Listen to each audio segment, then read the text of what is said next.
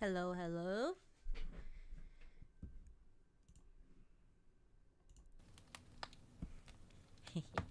We have crackling fireplace background music today. Let me know at any time if it's too loud.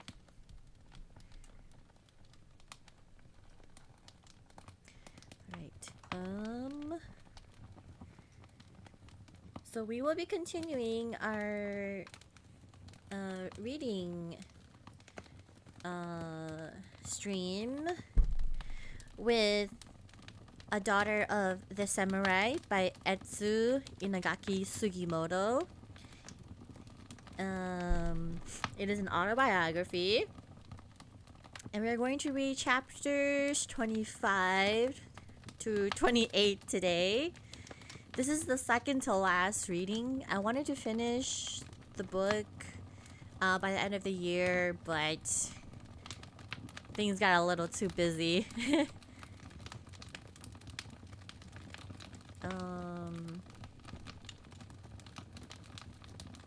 Let's see.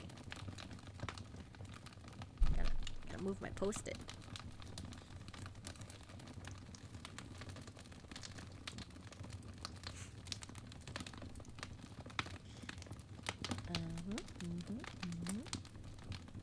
I hope everyone's been doing well. We'll get into it, and then as people trickle in, we'll do more chatting. Alright. Chapter 25. Our Tokyo Home. So let's recap a little bit. Last time, what I'm remembering that we left off was that Etsu, her husband passed. And then she has, I think, 1 or 2 daughters. And then, I guess according to Japanese culture, after the husband dies, then the husband side of the family decides how to raise the kids. But then Etsu, with her being in America and all that, she wants her daughters to be raised by her independently. And then I think we left off by her winning that, because she had to go to the family council and get that figured out, and they allowed her to do that. So we are picking up from there today.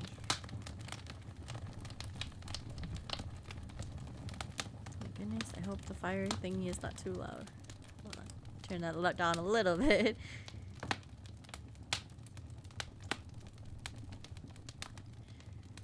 Alright.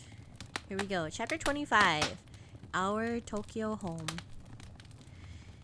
A few weeks later, the children and I, with capable little Sutsu in the kitchen, were settled in a pretty home in Tokyo.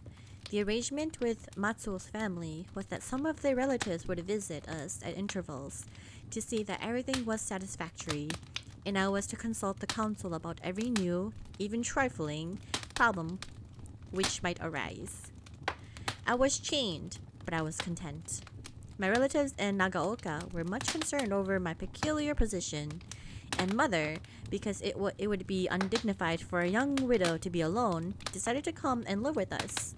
Not being able, however, to make immediate arrangements, she sent Taki, who was now a widow and who, because her father and her grandfather had served in our family, had claimed the right to return to mother and calmly settle herself as a member of the household. When she came to Tokyo, she at once assumed the combined responsibilities of chaperone, housekeeper, cook, seamstress, and commander-in-general of us all, including Jutsu. Hello, Palm Star! Hello, hello! Welcome! What's that noise? It's the fire cracking. Setting the ambience. How are you doing, Palm Star? Hello, Empire Knight. Hello, hello. Welcome, welcome. Fire noise. Yeah. I'm setting the ambience. Can't you tell? Sounds like you're making popcorn. I mean... it's possible, but it's the fire cracking. Fireplace cracking. I'm setting the ambience for a cozy reading. I hope you guys are doing well.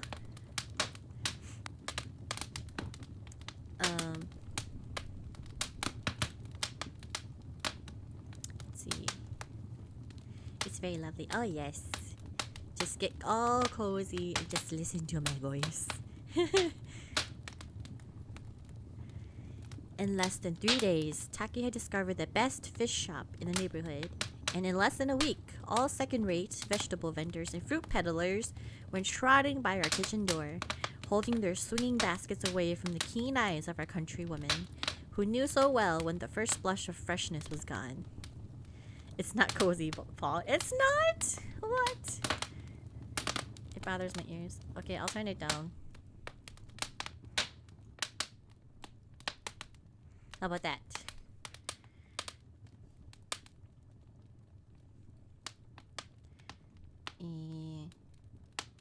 From the first, I relied entirely upon Taki's judgment. Nevertheless, I had some annoying experiences.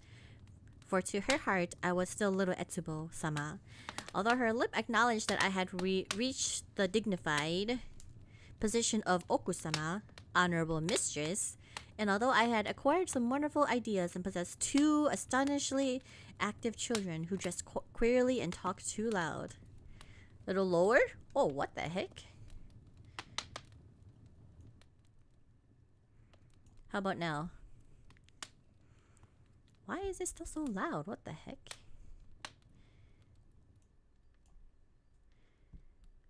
Hopefully that's better. It's like I turned it down on my computer, but I had to turn it down in OBS as well. Okay. Sorry about that. I wasn't sure how it was sounding on your end. Thank you.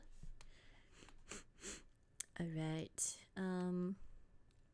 My troubles began the very first night. After Taki had closed the outside gates and fastened the front and kitchen doors, I heard her sliding the wooden panels, which ran along the outer edge of the porch, overlooking the garden. These were for protection in stormy weather and to keep us safe at night.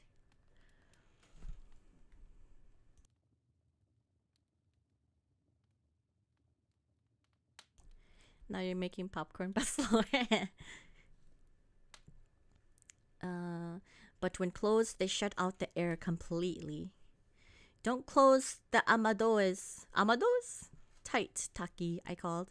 Leave a little space between them. We need fresh air for the rooms. Ma, cried Taki, with profound astonishment in her voice. You left your home when you had but little learning, Okusama. Air without the smile of the August sun goddess has poison in it. Aiden. Hello, Aiden. I didn't see the notification. Oh, I heard that there has been some issues with YouTube notifications. Maybe that's it. Sorry about that. But how you doing, Aiden?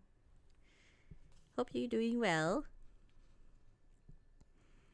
But Taki, I protested. This is like a foreign house. It has gas for the heaters and we need outside air, even at night. She hesitated, evidently much distressed. It may be the air in the honorable foreign house is different, she muttered, but it seems peculiar.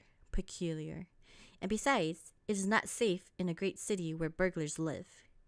She walked away, shaking her head and grumbling to herself. Feeling that I had established my authority, I went to bed, only to be awakened by a stealthily intermittent rumbling, which presently ended in a muffled snap as Taki pushed in the wooden bolt of the last panel. I'm good. I changed my name. Oh, what was it before? Well, I said to myself, half provoked, half amused. Taki always had her own way, even with the jailer of Nagaoka prison. So what could I expect?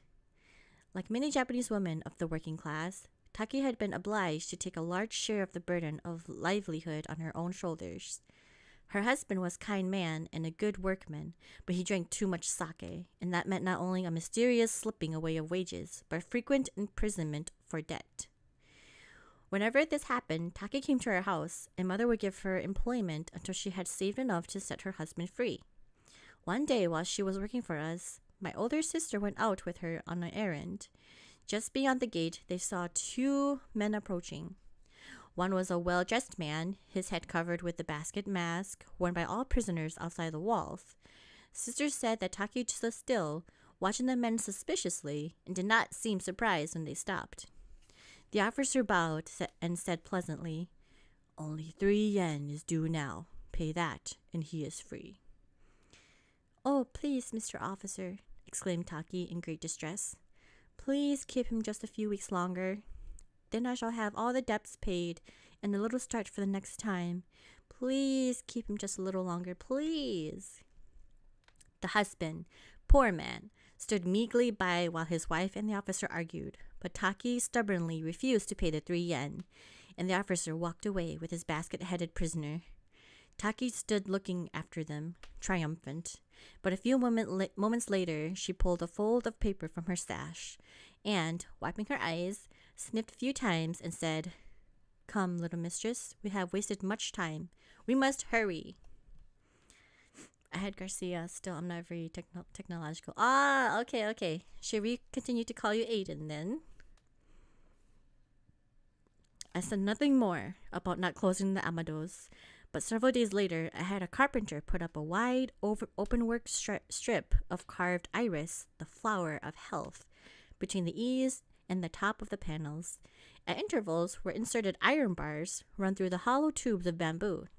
Thus, we were safe in every way, for not enough poison air could filter through the health-given blossoms of carving to injure us, even in the opinion of our good, fanatical Taki. I don't know why, but your fingers look old, unless you have really small hands. Oh ho ho. My hands are pretty small. I had Garcia. Oh, okay. We'll continue to call you Aiden then.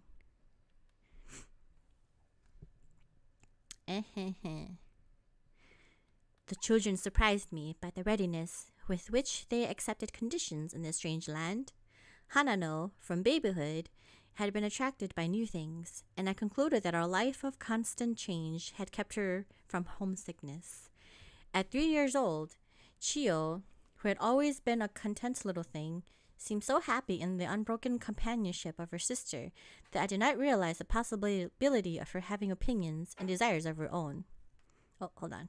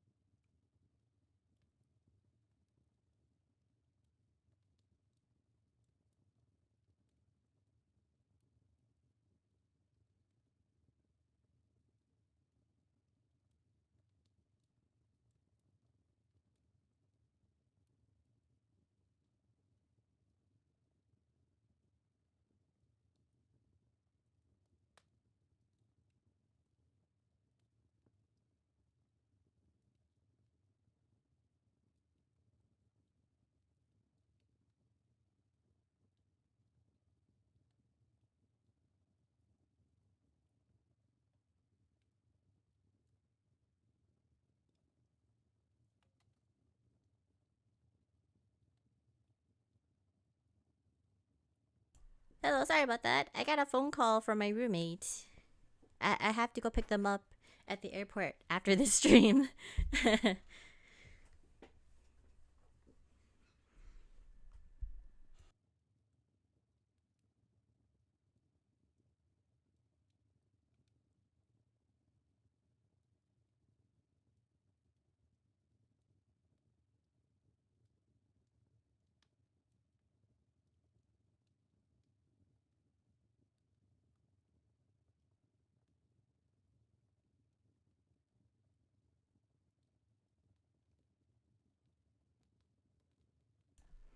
All right.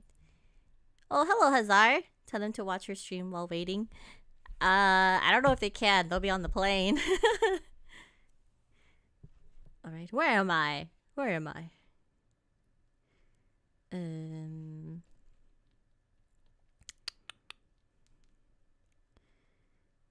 Um.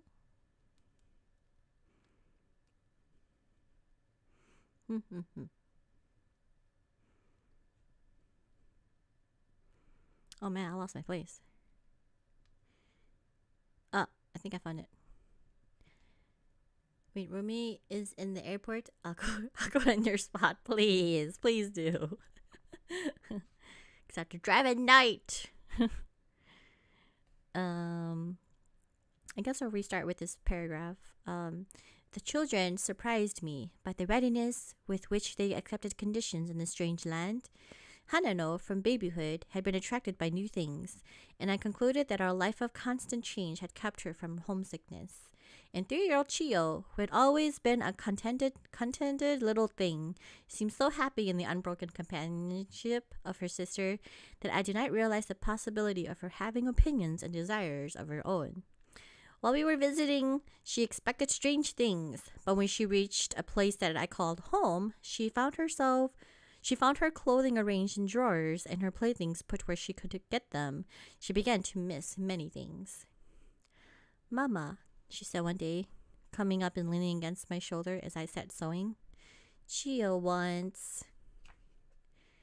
"What does Chio want?" I asked. Or send them money and take an Uber. Nah, I don't want them to take an Uber. It's late. And then if they take Uber, they have to wait a while. So I'll just go pick them up. And she took my hand and led me slowly through our 6 tiny rooms, while mats were on all the floors except the kitchen. In the parlor alcove hung a roll picture with a flower arrangement on the polished platform beneath. A small upright piano stood in one corner. Sliding doors of silk separated the parlor from my own and the children's rooms, side by side, just beyond.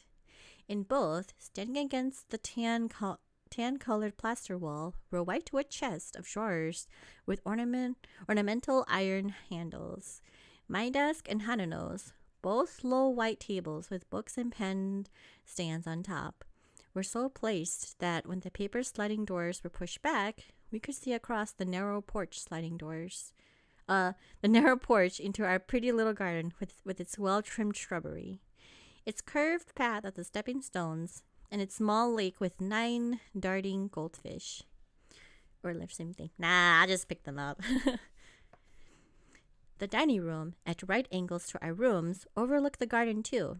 It was the sunniest room in the house. The closets were hidden by sliding doors covered with tan-colored tapestry, and the long, square-cornered firebox with drawers, the invariable adjunct of every dining room in Japan, was a handsome one of white birch. On one side was always a cushion, ready any moment for the mistress when she came to talk over house matters with the maid, called from the kitchen just behind another tan-colored door, which looked a part of the wall. The bathroom, Taki's and Sutsu's room, the servants' entrance, were just beyond. Our own shoe-off place and entrance hall were in front, opening towards the big wooden gates with the camel's eye door in one of them. From room to room, Chio led me, stopping in each and pointing aimlessly here and there. "Chio wants," she repeated, but her wants were so many that she had no words. The emptiness, which I loved, oppressed her. She longed for the big canopy beds of mother's home, for the deep cushioned chairs, the large mirrors, the big square piano, the flowered carpets, and the window curtained with lace, the high ceilings, the wide rooms, the spaciousness. I looked at the wistful little face and my heart smote me. But when she pulled my sleeve and, burying her face in the folds of my dress, said piously, "Oh, Mama, take me home to Grandma and Papa's picture. Please, please." I caught her in my arms and, sinking to the floor, hugged her close, and for the first time since I could remember, I sobbed out loud. "Aw." But this must not last. Where was my samurai blood?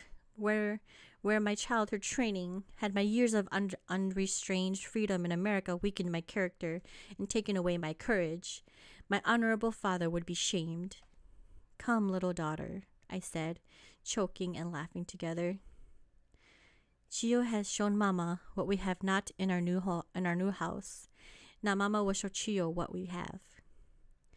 So, gaily we went over the same road. In the parlor, I pushed back the low silk doors beneath the moon window, and we saw two deep shelves on which were neatly arranged all of Hanano's and Chiyo's pretty books from America. I pointed to the wonderful panel over the doors, a broad, thin slab of wood, strangely delicate and beautiful, carved by unknown years of dashing waves into its old and then inimitable inimitable pattern. I showed her the post of the alcove, only the scaled and twisted trunk of forest pine, yet so polished that it looked as if it were enclosed in crystal. We looked at the rich, dark wood of the alcove floor, as smooth and shining as Grandma's mirrors in the big parlor at home, I told her, and bent over to see the reflection of the grave little face, changing, as she looked, into one with a twisty smile. In another room, I opened the tiny door of our unused shrine. Within the dainty carved interior stood her father's picture, framed in America, which was to hang over the piano when the carpenter could come to put it up. I showed her the big closets where our bed cushions slept in the daytime, gathering in their silken flowers, talk, music, and laughter to weave into pleasant dreams for her to find hidden in her pillow at night. I gently opened the wee mountain of ashes in the dining room firebox so that she could see the softly glowing charcoal, always waiting with warmth and comfort for anyone who wanted a sip of tea. I put her peep into the tiny drawers, one for small rice cakes of pink and white in case a child should come to visit, one for extra chopsticks, and one for tiny can of tea with its broad wooden spoon nearby. But the big broad drawer at the bottom, oh dear, we didn't need at all. That was made for some old-fashioned grandmother who sometimes, after she had told a fairy story to her little grandchild, would reach in for a long, slender pipe with a silver thimble for a bowl. After 3 whiffs, she would tap it at the edge of the box. Just here, 3 times. Tap, tap, tap. And then put it away with its fragrant, silken bag. Sniff, sniff. Poof, poof. Mama doesn't like to wait for another time of meditation or loneliness, or perhaps for an hour when another dear old grandmother might chance to call. Then there would be 3 more whiffs, or perhaps double 3, while the 2 grandmothers sipped their teas and talked in gentle voices of olden time. Boss sound different, something ain't right. Oh, I might be a little congested because it's been kind of cold here. Where's my samurai blood? Time a changing. And here is where Sutsu keeps the boats of food fairies, I said, and waiting for their burden of good things to eat. I pushed back one of the panels, which didn't look at all like a door, and we peeped into a closet of many shallow shelves, on which, in piles of 5, were wooden bowls for soup, china bowls for rice, oval plates for fish, deep ones for pickles, and many plates and cups and dishes, each shaped for a special purpose, and each decoration telling a story of old Japan. Below are our lacquer tables, each a foot square and a foot high, and piled up a little distance away were our cushions, as Hanano sang when Zutsu brought them out for meals. Just 1 and 2 and 3, for she and her and me. And now the kitchen, I went on. This door doesn't slide, but open by turning a little bronze pine cone. Step into these sandals, Chiyo, for no one goes into the kitchen with only foot mittens on, or stockings. Here we are. One half of the floor is of smooth, dark boards, you see, and the other half, step down, of cement. There is a gas range and a close beside it, a pottery firebox for the big swelling rice kettle with its heavy wooden top. No bit of waste paper or scrap of any kind must be thrown on that fire. Only straw to start it and charcoal to continue it, for it is used just to cook rice, the staff of life for Japan. And we must treat it with respect. Here comes Taki, and now she will show us something, little Chiyo, that I will make you want to run to the big box that smells all camphor-y, like the forest near Uncle Otani's house, and get out the fur collar that Grandma gave you last Christmas Day. See? Taki stuck 2 fingers in 2 little holes in one of the narrow boards of the floor and lifted. Then another and another. Next, up came a light, broad square of white wood, and there, within easy reach of Taki's hand, was a small cellar where was a block of ice, roughly cut in shelves, on which were set wooden plates of fish and vegetables, eggs and fruit.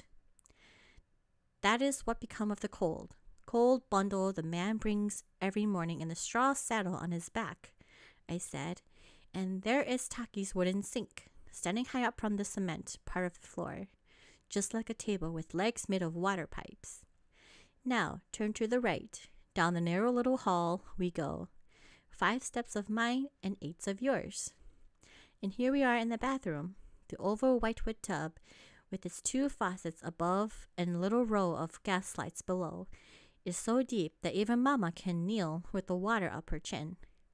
Here are the 3 little shelves for our brand bag, cup, and toothbrush, each with a carved towel hanger below, and cover in the corner in a big bamboo basket for laundry, and a coil of hose to water the garden. Oh, it's a very interesting little house, Chio, just like a big playhouse, with Mama at home all the time to play with you when Hanano has gone to school. End of chapter 25. So I guess that was explaining their new home in Tokyo. Yeah, Tokyo home. All right, chapter 26. Tragic trifles. Oh no, more tragedies. My finding a suitable school for Chio almost at once was a piece of good fortune. Not far from our house, there lived a gifted educator who was interested in modern methods of teaching young children.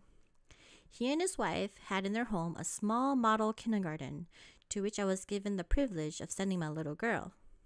Chio could not speak Japanese, but fortunately, there were in their class 2 children of an American missionary who spoke the language well, so the little Japanese-born Americans became kind of interpreters to the little American-born Japanese, thus forming an international combination that resulted, on one side at least, in a lifetime remembrance of grateful friendliness.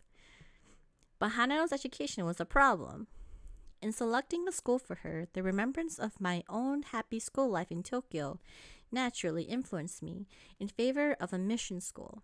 But after careful examination, I concluded that although the atmosphere of the mission schools was unquestionably superior, they could not compete with government schools in scholarship.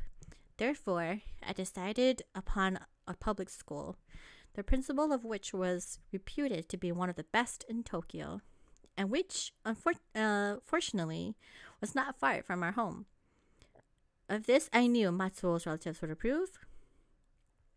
Hanano's knowledge of the Japanese language was meager, but of the history, literature, and traditions of Japan, she knew almost as much as other children her age, and so was too advanced for the primary class. It was a puzzle for the authorities to know what to do with her, for rules in Japan are not flexible. Official life still moves in grooves, and in a minor officer, the old feudal pride and rigid faithfulness is frequently so extreme that to be jostled out of the established line is hopelessly disconcerting. Time and again, I heard with a sinking heart that no place could be found for Hanano in any class. But I did not dare fail. Patiently, I persisted, arguing that, since Japan claims her foreign-born children, and also as the rule of compulsory education, surely something could be done. Well, I had a world of trouble and felt as if the child were being wound closer each day in a red tape cocoon. But at last she was admitted into the 3rd grade, and I given permission to sit in the rear of the room, a silent spectator with a notebook. I shall never forget those first days. Hanano was naturally quick and observing, and already familiar with 3rd grade studies, but the ideographs were wholly unknown to her. She could understand very little of the teacher's explanations.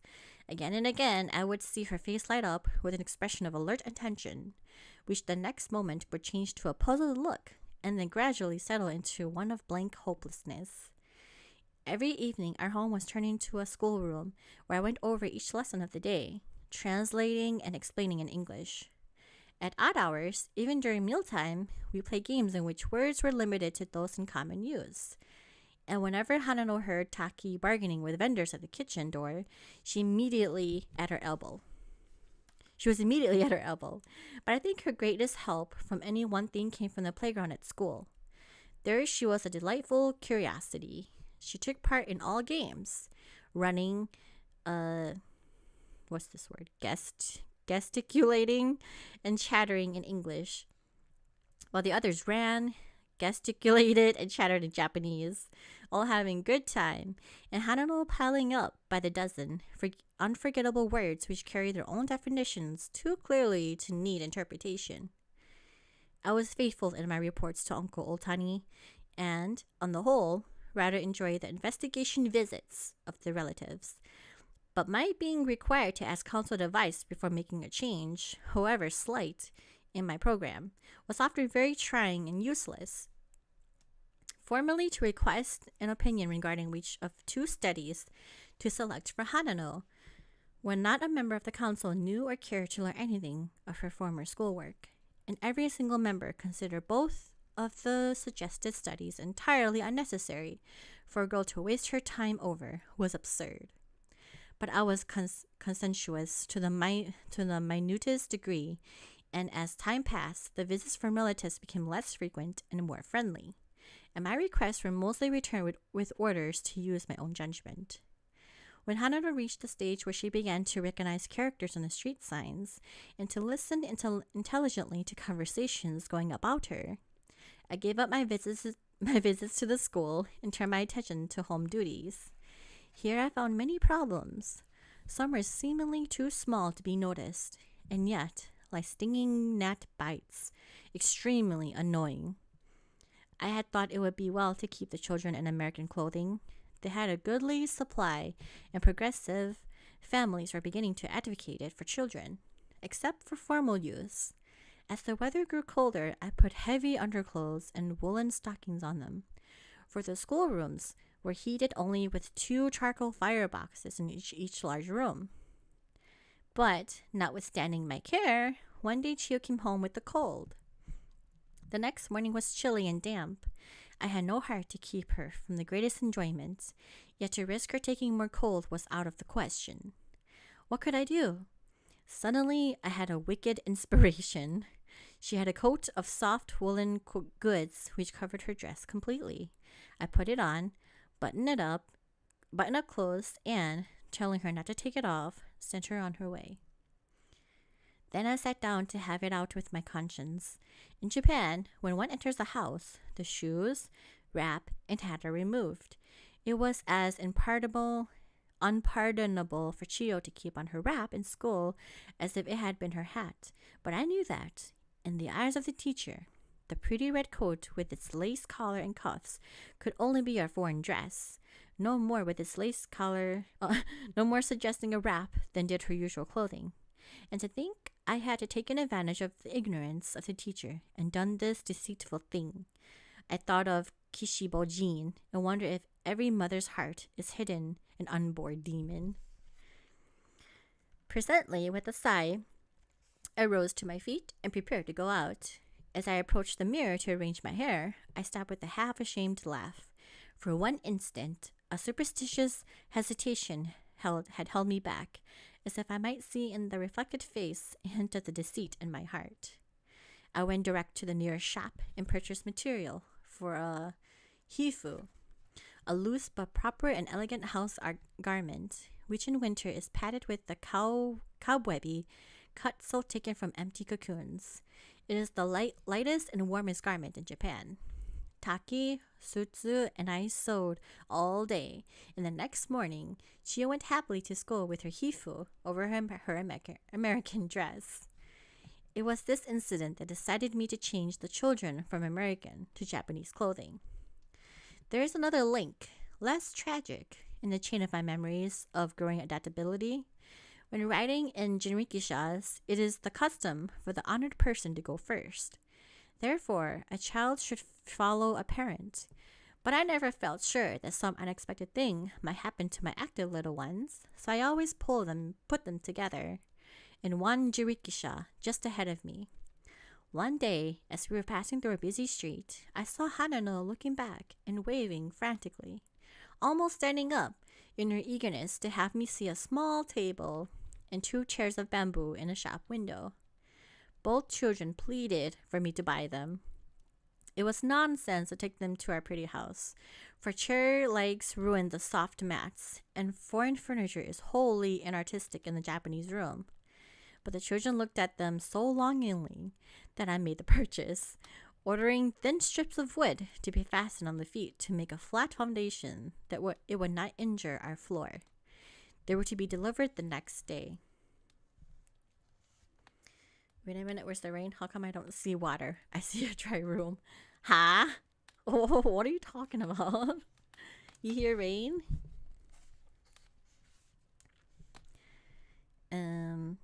Early the following morning, I went shopping, returning home about noon.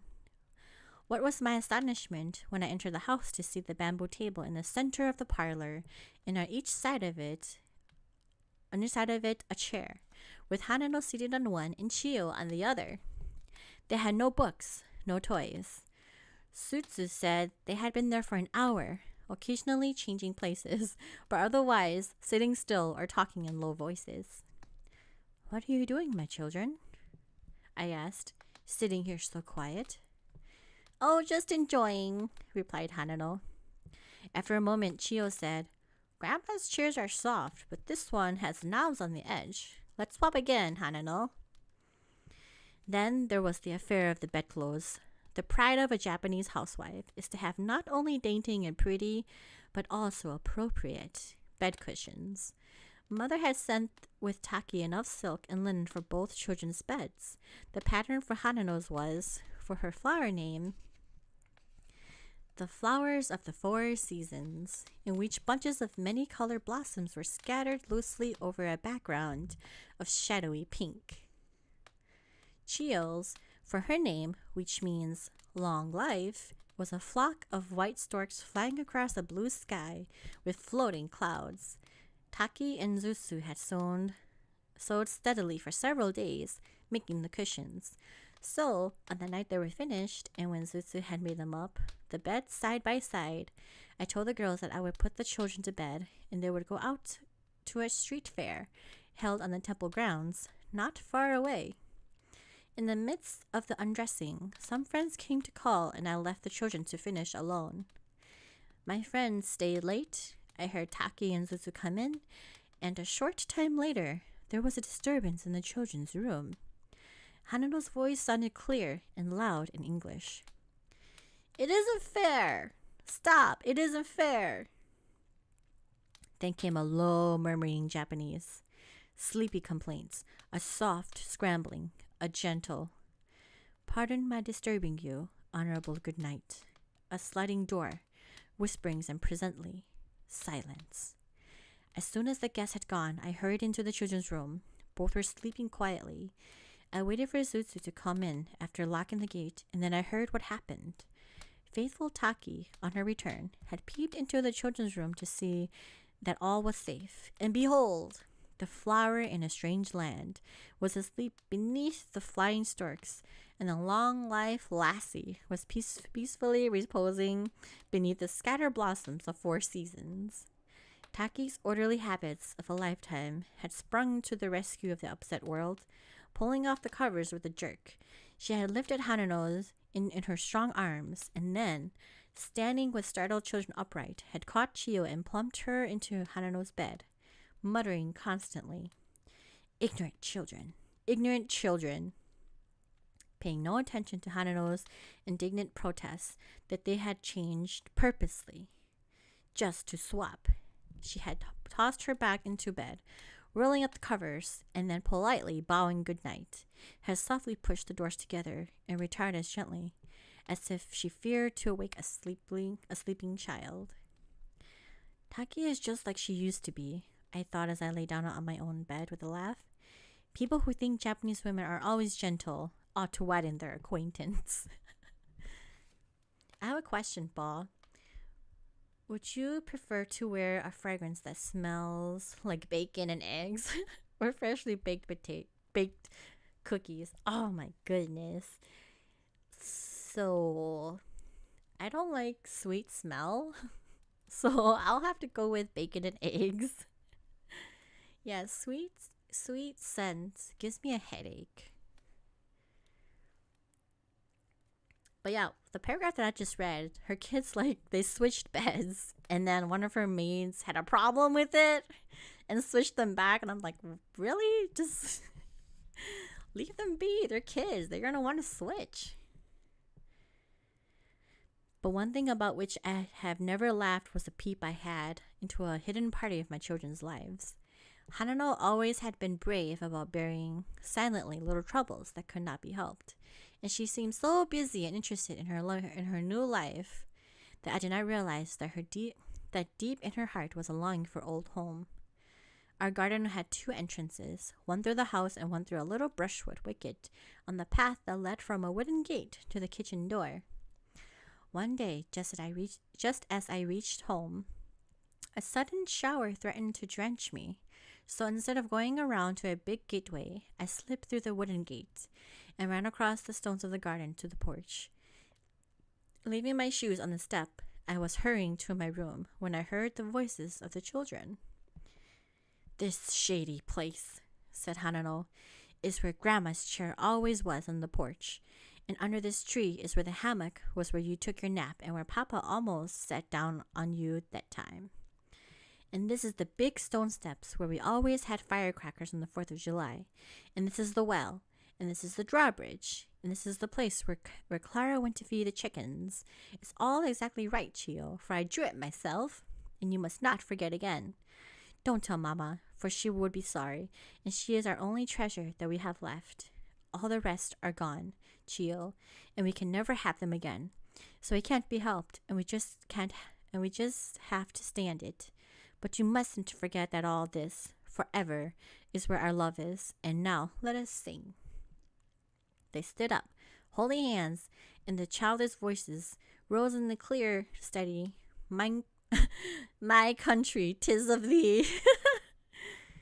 I cried softly as I moved about in the next room and thought of the transplanted morning glories. It is right, I wondered, to plant a little unasked flower in a garden of love and happiness from which it must soon be wrenched away, only for another and a dwarfed start in the strange, new surroundings. The garden had much to give us strength and inspiration, but is it worth the cost? Oh, is it worth the cost? End of chapter 27. No, 26. Oh no, the next chapter says honorable grandmother. I wonder if that means the grandma's gonna pass. I can't believe she ignored my message. What? No, I didn't. She totally hates me. I answered it. I said I don't like sweet smell, so I rather prefer bacon and egg scent. Hello, just a poker face. Hello. What's up, OCD? Probably. Wibble. Oh, hello, Wibble. Sorry, listening along, but I haven't been shopping on Steam. Ah, that's okay. I hope you're having a good time shopping. Is there a sale on Steam? Hey, Kuro, what's up? Hello, Guardian710. How are you doing? I can hear the shokanai. Every time I hear it, it is what it is. Shokanai na. The previous message. What? No, I did answer that one. I said, wait a minute. Where's the rain? How come I don't see water? I see a dry room. I did answer that. I was like, what? Rain? What are you talking about? Yeah, winter sale is up and oh, I might have to check that too to see if there's anything that I want that is on sale. Winter sale started today. Ah, when does it end? Is it after New Year? Wait, how much did you buy Stardew Valley? I had to buy it at a full price on Steam because it was like it was like on the spot, so I had to buy it at full price. It's all right. I think I'll be playing a lot of Stardew, so it's okay. 24th. Ah, okay, okay. So I have like 2 weeks, right? Yeah, about 2 weeks. Oh, I need to go look. But how much was it? Oh, I don't remember. I don't remember. Maybe I don't know. I'm thinking 25, maybe less. All right, I think we could take a break to chat a little bit because we're 2 chapters down, 2 to go, so we could take a break. We're doing pretty good on time. $15? I think so. Yeah. That sounds about right. $15. Are you gonna play with us? Why did my voice just get so high? Oh man, I forgot my water. Hold on, my throat's gonna need some water. I'll be right back.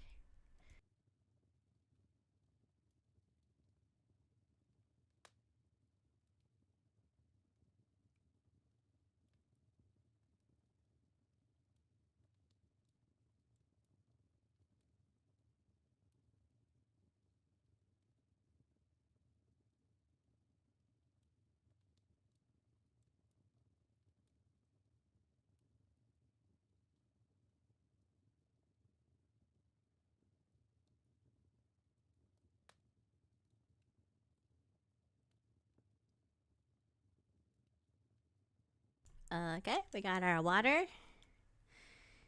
Who's us? I'm playing with Perry. Oh, you're such a hater. Gonna take a break from reading to read. But I get to interact with you guys for a little bit.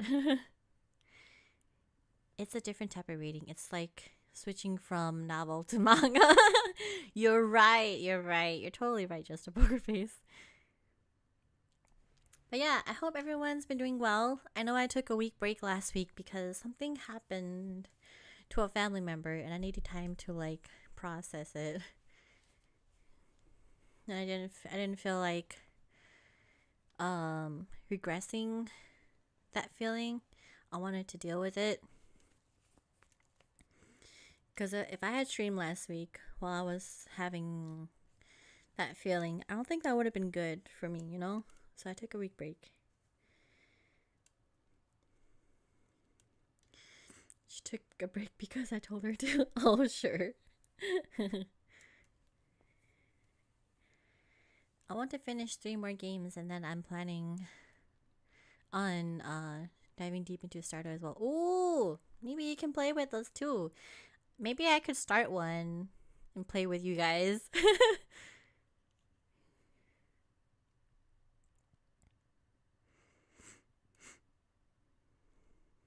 It's all good. It's healthy to take a step back.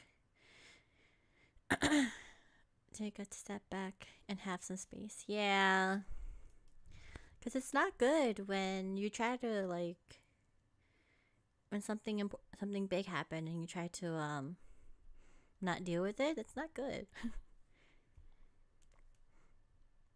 It's good to take breaks when you know you need them. Yeah. I might get started. Get it! I'm so wanting to see you play Stardew with Perry. Yeah, Perry's been busy too. So I'll have to ask them when they want to play.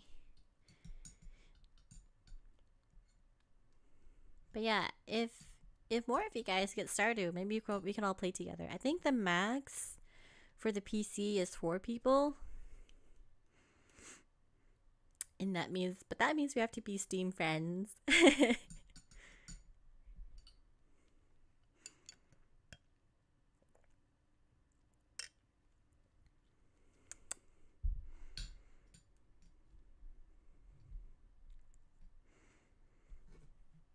But the holidays are coming up. I'm at that point in my life where I don't want to do gifts anymore.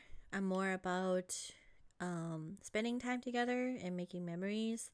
So I'm not giving or receiving gifts this year, but I am giving gifts to the nieces and nephews.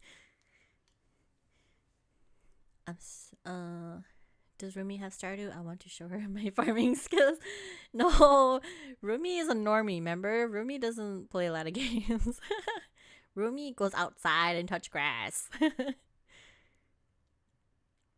I think that's a good dynamic that what we have. One of us is an extrovert, one of us is an introvert.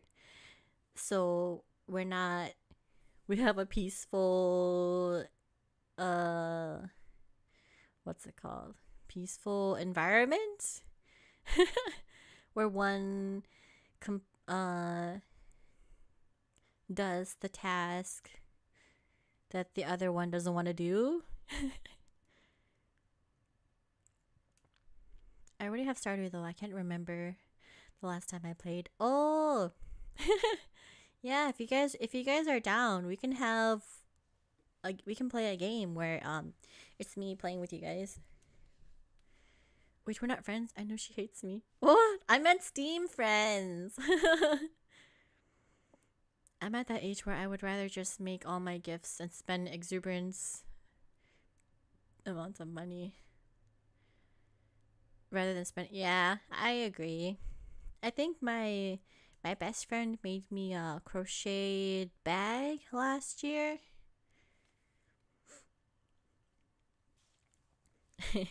And I like that too. You can give me a gift. What do you want? I'll accept cash for any tech products. You get to be in my presence. I stopped doing gifts many years ago. I think it's fine to decide to go that way. Yeah, that is true. I poured way too much time into Stardew Valley already. You could teach me how to fish. I don't freaking know how to fish. Are we supposed to like keep our little space thingy in the red or yellow area to catch the fish? Nah, I'm good with gift. I'd rather give money, in my opinion. It's easy. Oh, like gift cards? The easy way out. Hello, Austin Bernie. Yo, what's poppin', Kudo? I decided to check out your channel after Kai's stream last night. Ah, thank you for joining us. Yeah, I'm ending the year with like just cozy streams. So we're trying to finish my book for this reading series. This is the second to last one because we only have like 8 chapters left. So 4 chapters today, and then 4 chapters for next time, and then we will finally finish this book. A daughter of the samurai. It's an autobiography of a real daughter of a samurai. Because we are also a daughter of a samurai. But I hope you're doing well, Austin. I do like when gifts have to be created versus bought. I learned to knit for an ex to knit her scarf. Oh, yeah, scarves are the only thing that I can knit. I can't do hats. I can't do mittens. Nah. But that's I want to say that's cute that you learned it to knit for an ex. Are you still knitting? Money is the best and laziest gift. People can decide what they want. Yeah. I suppose. I'd rather spend time with people. Time is money. Time is money. That's why I'm always very appreciative of everyone coming into my chat. Because I think I've mentioned this many times, but when I started streaming earlier this year, it was just me talking to myself. And then gradually more and more people came in, and that made me really happy. So thank you.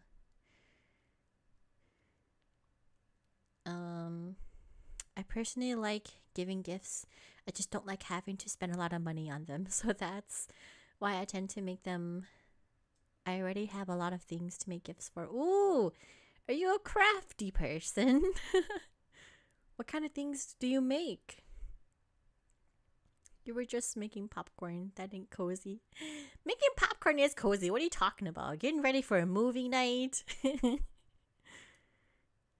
I hate money is a gift because what I hate the idea of someone else giving you the same amount of money as a gift. What's the point?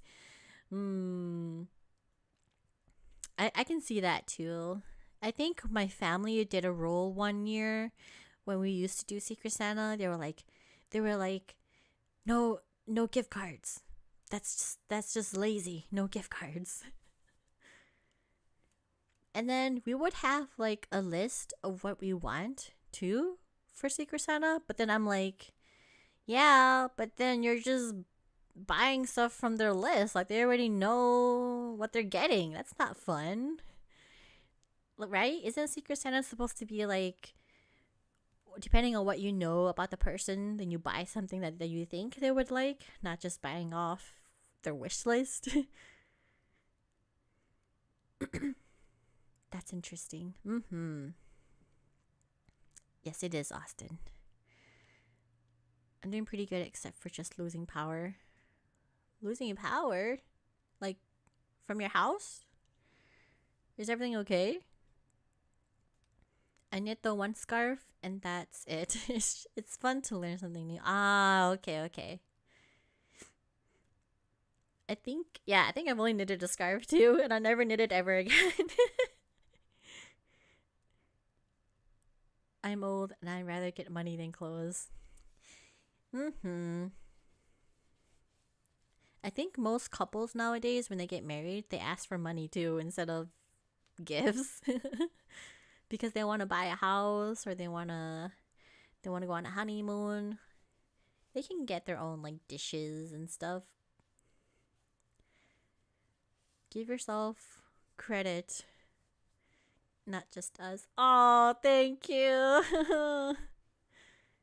I try. But I am very thankful for everybody. So thank you for giving me your time. It means a lot to me. I'm a very crafty person. I know how to sew. Ooh, like hand sew or using a machine. I know how to knit and I tend to make a lot of clothing and stuffed toys. Oh, that's so cute. Have you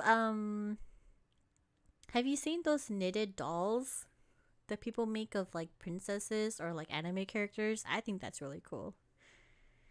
You do make some pretty nice clothes, Empire. Oh, do share. I hope you post it on Kai's Discord here and there. Yeah, I don't know how we lost it. Oh man, is it like raining or really windy? I did Secret Santa once and I got a t-shirt. Well, I gave a small Bluetooth speaker. I'm never spending Secret Santa ever again. That's why you need to have a conversation. Like, you can't buy gifts over like $50 or something. But I get that. I did Secret Santa once with a group of friends, and I gave out like this figurine, this anime figurine to someone, and then guess what I got? I got freaking Walmart socks. Like the general socks. And I'm like, really? When I said I like socks, this is not what I mean. Like, it's like those white what's the brand? Like the white cotton, the general white cotton socks. And I'm like, really? I wanted the fuzzy socks. I didn't want this. I know how to do both machine and hand. Oh ho ho. I'm very bad with hand sewing. I can do embroidery, but not hand sewing. And I know how to use a sewing machine. That's about it. But wow. So talented. Yeah, when me and Seeks used to cosplay a lot, we didn't have those big machines or a serger. We would have to do things by hand, like at first. And then we both got our own sewing machines. No, it looks pretty clear tonight. Oh, interesting. I hope you get your power back soon. Because Cause I don't know if it's cold by your area, but I hope you get it back soon so you can get some heat. I like it when you read. It gives imagination. Ah, good, good. It's the sound of my voice. We'll get back to it momentarily. Paul, can you knit? I can only knit scarves. Then again, I'm sure you can knit. Every Paul knows how to knit. Okay, you guys. I don't know if everybody in the chat knows this. What's the word? This inside joke. But Paw, P-O-G, that means grandma in Hmong. And you know, like how in the gamer community, POG Pog is also player game. So that's why it's an inside joke. And because my hair is like white and I act like an old person with my back giving out here and there. But getting old sucks. So it's a running joke that I'm called Paw. What kind of clothes do you make, Empire Knight? Do tell us. Those socks are like $5. I know! I got ripped off. I was so disappointed. So I felt you there, Palmstar. I felt you there. When you give a really good gift, but then you get something that someone didn't give enough thought. I mostly make historical clothing. Oh, like casual wear, or do you make what's it called? Uniforms. My sewing skills just end at patchwork. Oh, but that's still good too. Patchwork, like quilts. Does Seeker still cosplay? Maybe. I don't know if she's been doing it recently. Because she's been really busy too. But she's done a good amount of cosplaying. Back in the day. I think a tree limb hit a power line. I haven't heard a wreck nearby. It is kind of cold, but I got a quilt and like 10 other blankets. Okay. Yeah, hopefully they get that handled soon. Like hopefully someone's working on it. You can get heat soon, and that's good that you got a lot of quilts and blankets. Remember, folks, Kuro speaks Mongolian. Hey now. Not that kind of Mongolian. I speak Hmong. Have to go. Oh, okay. Bye, Austin. I need to help Pa with something. Your voice is pretty chill and comfy. I'm trying to watch a full stream next time. Bye, everyone. Bye, Kudo. Oh, bye, Austin. Thank you for coming. I hope you get to help your papa. See ya, Austin. Nah, patchwork is like keeping your jeans together because you're too cheap to buy a pair. So you don't want to be like those hip teenagers with the ripped jeans, yo. I can't believe that back in like 2010, these teenagers would go to like American Eagle and Hollister to buy ripped pants that cost more than pants that were not ripped. Unbelievable. I made my entire Viking outfit, and I will be expanded it on to other things. But currently, I mostly just do Norseman style clothing. Oh, and I also make hats. There are a few pictures on Kite Discord servers. Oh, I love to check it out. I don't know. Maybe I turn off the notifications or something, but I don't get a lot of notifications from Discord. And I'm like, Kai's Discord seems really quiet. Maybe I just turned off the notifications or something. But Empire Knight, since you do a lot of stuff like that, do you ever cosplay? Those clothes are a scam. I can make clothes on my own. I know. This is the same generation that created swag. More like scam. No, we don't talk too much on Kai's Discord. Okay. I feel like, yeah, I'm very busy, so I do want to start a Discord, but I feel like if I do start it, I won't be very active on it. But we'll see. Maybe I'll make time next year and start one. Alright, I'm gonna drink some water and then we will resume. Seeker's next cosplay could be Jinx from Arcane. Ooh.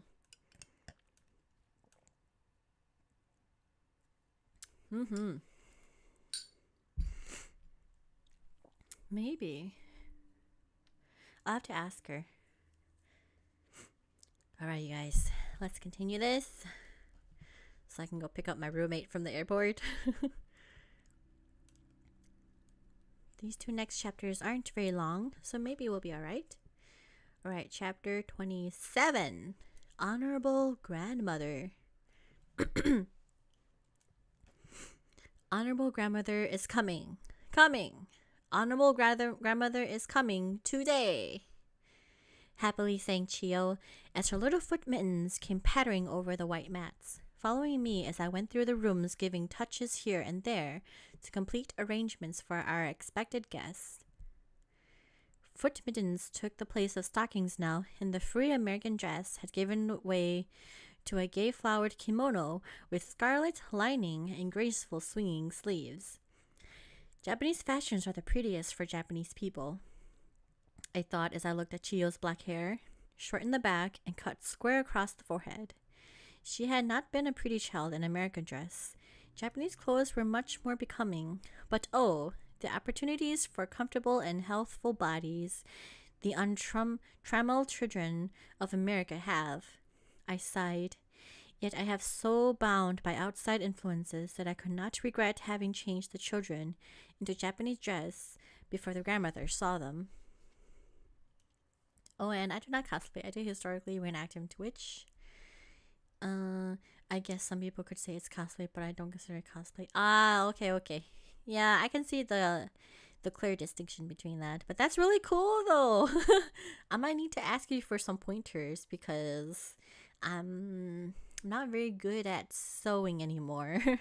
Like, I can patch things up, but I can't make... Like, I don't know how to do pattern making.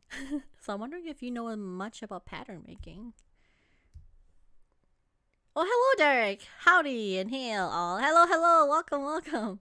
Happy to catch you before the year ends. Yeah, welcome. Thank you. Sup, Derek. Just a poker face. My disappointment in the Stargate video game. How's the book?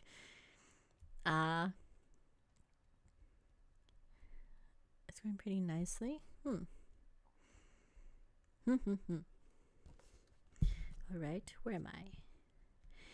We had been very busy after the arrival of Mother's letter saying that she was ready to come.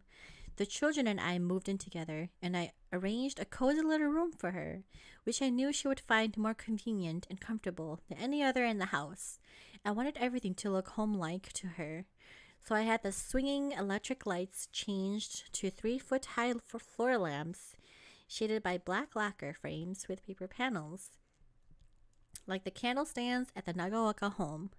Our gas heaters were already in bronze braziers to ingenuously set up that they looked like charcoal burners. Mother would have accepted everything new with the smiling philosophy of a lifetime, but I did not want her to accept things. I wanted everything to look home-like so she could fit in happily without effort. The empty shrine I had been using for books and the children's hats. Even Taki had not objected to high objects, as she called them, being placed there, for Japanese people are taught to respect books as intellectual results, and hats as pertaining... Oh, shoot, hold on. Okay. I had to restart the background music. Where am I? Oh, and hats as pertaining to the reverend crown of the body. But nevertheless, she was unreservedly pleased when I removed the things and began to prepare the carved wooden alcove for the small belongings that Mother would bring with her from the large shrine at home.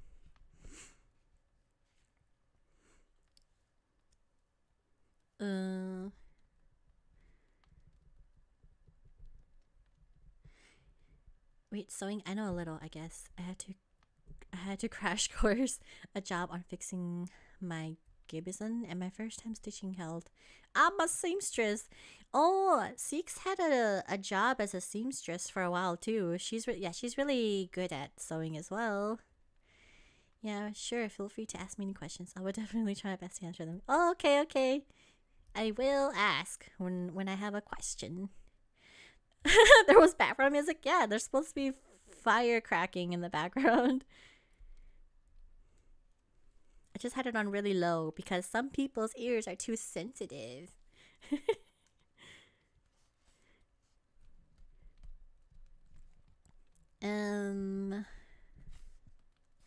Where shall I put the shrine that honorable grandmother would bring? Asked Hanano, thinking of the elaborate gilded and lacquered cabinet in Uncle Otani's home. It's easy for honorable grandmother to wrap up all the really necessary things for her shrine, as it would be for a Christian to carry a Bible and a prayer book, I answered. And we will have this little alcove fresh and clean for them. Honorable grandmother loves the things that have been sacred to her through all the sorrows and joys in her life. Do honorable grandmother's God and our God know each other up in heaven? Asked Chio. Oh, children. I was leaning in the alcove to brush a bit of dust off the carving, and Hanano replied, Of course they do, Chio, she said. Jesus had just a hard time. Jesus had just as hard a time as the August Buddha did to teach people that God wants them to be good and kind and splendid. Mama always says that honorable grandmother and our dear American grandma are good, just alike.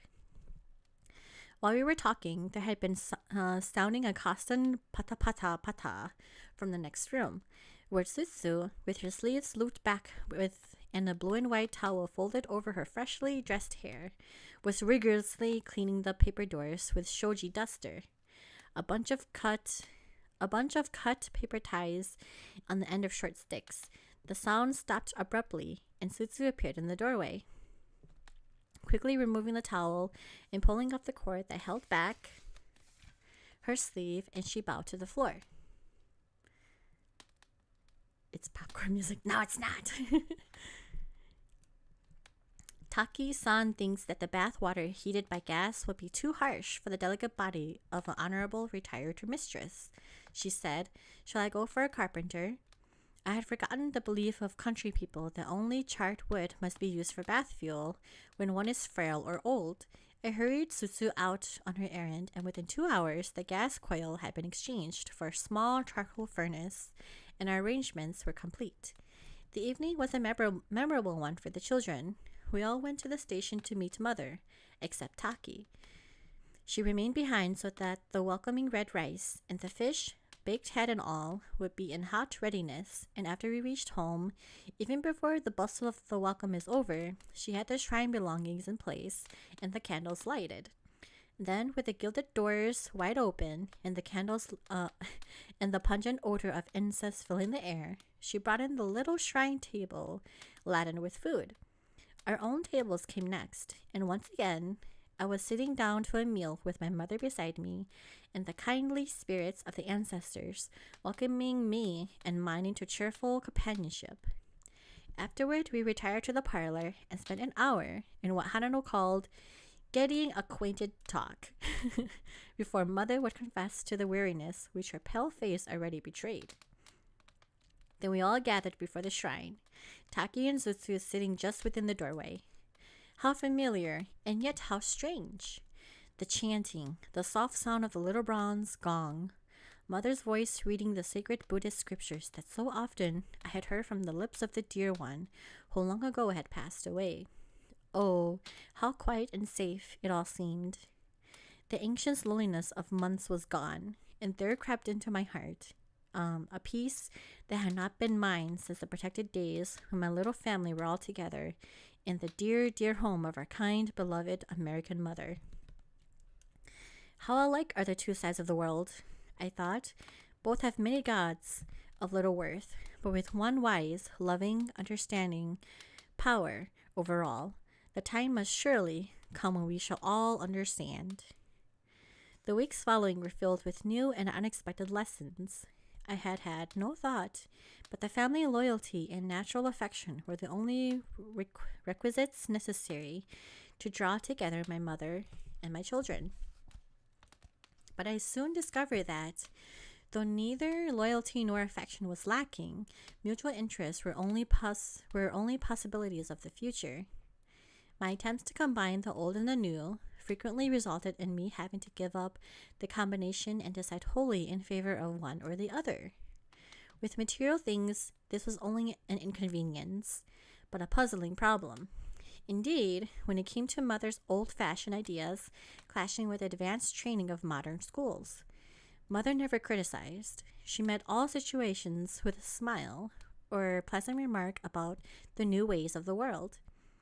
But it was evident that she greatly distrusted the wisdom of spending so much time on boys' studies and so little on flower arranging, tea serving, koto music, and other womanly accomplishments, and the gymnastic exercises which the children enthusiastically described were whole classes of girls drilled on the school grounds, marching and singing with a vigorous energy, were wholly contrary to her ideas of dignity. I tried to explain that these exercises were believed to be good for health and growth. I told her it was no longer considered bold and mannish for girls to sit straight and to carry the head upright when they walked, and that even Hanano's habit of chatting happily about school matters while we were eating, which seemed to mother the manners of a coolie, was in accordance with her training at school. Chiyo's gentle ways had appealed to mother at once, but her sister's quick, busy, energetic manner was a constant surprise and puzzle. Hanano was so active, so apt to speak without being spoken to, and so constantly doing what, according to strict etiquette, were abrupt and discourteous things, that I was continually on the alert to watch for and check her unexpected acts. It was not long before I became unhappily conscious that my only hours of freedom from anxiety lay between the time when Hanano tied up her school books, jumping into her clogs at the door, ran off, gaily waving goodbye, and after moon hour, when the door would slide open and a cheery, "I have come back," come echoing through the hall. But this did not last. Gradually, I scarcely know when or how, the silent strain lessened. Hanano was growing more quiet in her talk, more gentle in her manners. Frequently, I would see her settle herself beside Chiyo at mother's firebox to listen to stories or to receive help as she read out loud. And one day I found both children snuggled up close, one on each side, while mother showed Hanano how to write the characters for American Grandma. Chiyo had loved mother from the beginning. The child's affectionate advances were somewhat of a shock at first, but very soon the two were congenial companions. It was odd that religion should be one of the binding cords. The kindergarten was just beyond the temple, so Chiyo was familiar with the road, and as I did not like to have mother go alone, Chiyo often went with her when Sutsu was busy. The child liked to sit on the great solemn place and listen to the chanting, and she liked to be given rice cakes by the mild-faced priestess who served tea to mother after the service. One day, mother said, "Chiyo, you are very kind to come with me to the temple. Next time, I will go with you to your church." So Chiyo took her to hear our minister, a good man who preached in Japanese. After that, they often went together, sometimes to the temple, where Chiyo stood with bowed head, while her grandmother softly rubbed her rosary between her hands and murmured, "Namu Amida Butsu," and sometimes to the Christian church, where mother listened attentively to the sermon and bowed in reverence when the minister prayed. Then hand in hand they would come home together, talking of what they had heard at one place or the other. One day, as I entered the gate, I heard mother say gently, "It may be that he said true things, Chiyo, but I must not go to a better place than where But I must not go to a better place than where my honorable husband is. Even if he is in the dreadful hell of cold, it is my duty to be with him. The Christian faith is for the new generation, like you, little Chiyo. but I must follow the path of my ancestors. One afternoon, when I was sewing in my room, I heard Chiyo's voice beyond closed doors. "Honorable grandmother," she said, "when are you going to die?" I pushed back the sliding door. There was Mother with Chiyo snuggled up beside her on the same cushion.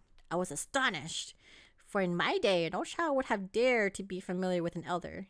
But there she was, and both were looking down gravely at an array of tiny lacquer boxes spread out on the floor. A large box, into which the smaller ones fitted closely, was nearby. How will I remember that box? All throughout my childhood, it was kept in a drawer of my mother's toilet cabinet, and every once in a while she would take out the little boxes and sprinkle powdered incense into each one. That was what she was doing now. Speaking of sewing, my dream project is making a friend a wedding dress because I want to learn how to make lace. Oh, that's so cool. I know making lace is very meticulous and time consuming, so if you ever do it, props to you, Empire Knight. Man, Kid is not sugarcoating the questions. No, she is not. "I wish I had those pretty boxes for my dolly," said Chiyo. "Oh, no, little granddaughter," Mother said, lifting one of the tiny boxes and shaking gently the curved bits that looked like shavings of pale shell. "These are my nail clippings that have been saved all my life." "What the heck?" "Your fingernails and your toenails?" cried the child. "Oh my, how funny." "Hush, little granddaughter. I'm afraid you have not been trained to respect the traditions of your ancestors. We have to save our nails and cut off baby hair so that our bodies may be perfect when we start on a long journey. The time cannot be far away," she said, gazing thoughtfully into the garden. Chiyo had been peering curiously into the box, but now her face suddenly sombered, and she drew a little closer to her grandmother. "My heart is troubled, honorable grandmother," she said. "I thought it would be a long, long time. You said you had always, even when you were a little girl, put perfume in the boxes to keep them nice and all ready for your death." Mother lovingly stroked the little black head with her wrinkled hand. "Yes, but it will not be long now. I have finished my life work, and the merciful Buddha is preparing my platform of lotus blossoms. I am very sure." "Does the merciful Buddha want to take your old clipped nails with you and with you when you go to the lotus platform?" "No, he does not care about my body. He cares only for me." "Then why did you save your nails so carefully?" Mother glanced towards the closed shrine. "The holy shrine, little Chiyo, is only a box when it is empty," she said, "and my body is only a borrowed shrine in which I live. But it is proper courtesy to leave a borrowed article in the best condition." Chiyo's eye looked very deep and solemn for a moment. "That's why we have to take a bath every day and always keep our teeth clean. Dear me, I never thought of that as being polite to God." I had been so anxious over the children's shortcomings in etiquette, and so happy over the slow but satisfactory outcome, that I had never given a thought to the changes which my years in America must have made in myself. One afternoon, coming back from the hurried errand, I was walking rapidly up the road toward home when I saw Mother standing in the gateway watching me. I knew that she disapproved of my undignified taste, as indeed she should, for nothing is more ungraceful than a hurrying woman in a Japanese dress. She met me with her usual bow. Then she said with a gentle smile, "Etsubo, you are growing to be very like your honorable father." I laughed, but my cheeks were hot as I walked up the path beside her, accepting silently the needed reproof. For no Japanese woman likes to be told that her walk suggests that of a man. Occasional hints like this kept my manners from marching with my mind on the road to progress, and under the same quiet influence, my two active American children gradually changed into two dignified Japanese girls. Within 2 years' time, both spoke Japanese without accent, and both wore Japanese dress so well that to strangers they appeared to have lived always in Japan. Just to be in the same house with Mother is excellent training for a girl, I thought. congratulating myself that Hanano had adapted herself so well to her grandmother's standards. Selfishly busy with my daily duties and content that our home was so harmonious, I had forgotten that, when duty lies between the old and the young, nature's law points to direct to youth. I was counting the gain only, but what of the loss? One day in the cherry blossom season, Hanano was sitting at her desk near mine when a light breeze touched the branches of a cherry tree near the porch and some pale pink petals drifted across her desk. Oh.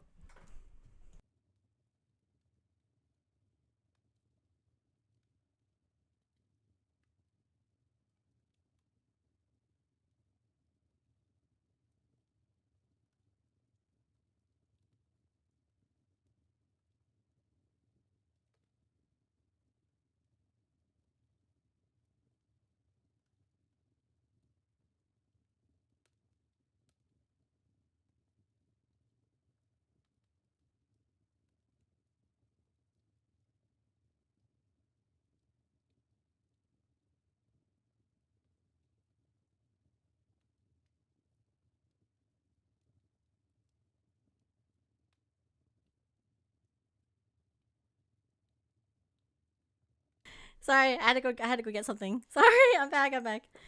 Hey, am I down? The sickness. Ooh. You guys are silly. Oh,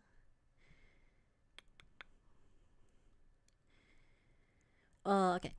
One afternoon, coming back from a hurried errand, I was walking rapidly up the road toward home when I saw Mother standing in the gateway watching me. I know that. Wait, I read that already.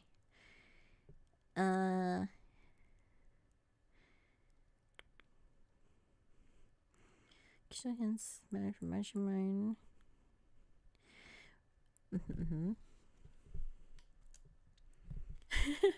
Kuro in this world of courting, silly is all I got. That's enough, right? I'm very bad at flirting too.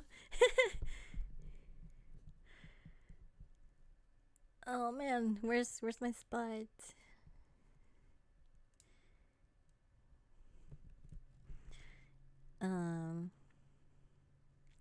Selfishly busy with my daily duties. Nature saw points, but only okay. She picked up one, and after holding it a moment, pressed it gently between her fingers, then threw it aside and sat looking at the damp spot on her finger. "What are you thinking, Hanano?" I asked. She looked up startled, then slowly turned away. "One time in America," she said after a moment, "when many people were at our house. I think it must have been an afternoon tea. I got tired and went out on the lawn. I climbed to my castle. You remember, the seventh limb of the big apple tree? The blossoms were just falling and a petal fell right into my hand. It left a wet spot, just like this cherry petal did. Oh, Mama, wouldn't you give just everything to see Grandma again? And the porch, and the trees, and..." The little black head went down on the desk, but before I could reach her, it was up again, held high. I'm actually fairly decent at flirting. I believe it, Empire Knight. I believe it. You got no riz? Understandable. Yeah, I ain't got no riz. I like to be by myself. And I'm very bad at taking hints, so yeah. I'm very oblivious. It's all right, she said. I love Japan now, but there used to be times when my breast was just full of red hot fire, and I had to run fast. And once, when you were all away, I climbed the prickly pine by the porch just once, but I don't want anymore. It's all right. I love it here. Aw, so one of her daughters wanted to go back to America. I remember then how sometimes she had scampered around and around the garden, her sleeves flying in the wind and her clogs clattering over the stepping stones. And I, ignorant and unsympathetic mother that I was, had taken her to my room and talked to her about being gentle and quiet. But that was a long time before. Gradually, she had learned to talk a little lower, to laugh a little less, to walk a bit more noiselessly on the matting, and to sit silent and attentive with bowed head when her elders were speaking. Only the other day, Mother had said, "Granddaughter shows great promise. She is growing gentle and graceful." And I sat and thought, I wondered if Hanano was ever really happy anymore. She never seemed sorrowful, but she had changed. Her eyes were soft, not bright. Her mouth drooped slightly, and her bright, cheery way of speaking has slowed and softened. Gentle and graceful? Yes, but where was her quick readiness to spring up at my first word? Where her joyous eagerness to see, to learn, to do? My little American girl, so full of vivid interest in life, was gone. With a feeling of helplessness, I looked over at her desk and was comforted, for the touch of homesickness had passed away, and she was studying busily. An hour later, when I went unexpectedly to her room, I saw her kneeling beside an open drawer where her American clothes were kept, but had pulled out her old serge suit, and her face was buried in the folds. Ah! I crept away to the garden. I could not see. I stumbled over in a flower pot. It was a dwarf pine. The pushing roots had burst the pot, and my touch had caused it to fall apart, disclosing the roots cramped together in a twisted knot. "It's just like poor Hanano," I moaned. "They will bind it again tomorrow, and neither it nor she will ever be free." Oh no. Loneliness is the best kind of risk. I guess so. When you're all happy in your solitude, I say crying into my liquor glass. Hey guys, how's the book? Oh, hello Kai. It's going good. We're getting to like the sad parts of where the main girl, Etsu, she has two daughters. They were born and raised in America, but they had to move back to Japan after her husband died because family, traditional politics, and one of her daughter misses her life in Japan. It's pretty sad. Here's a hint. I know a place where they serve coffee. Are you interested? Oh, the cafe. Hello, Kai. Hello, Kai. Well, Kai, it's rectangular and has words, so it's fairly good. Rectangular. I guess that's all you need, right? But how are you doing, Kai? I hope you're doing good. Right, we'll take a small break as we get ready for the last chapter. It's only 3 pages. Doing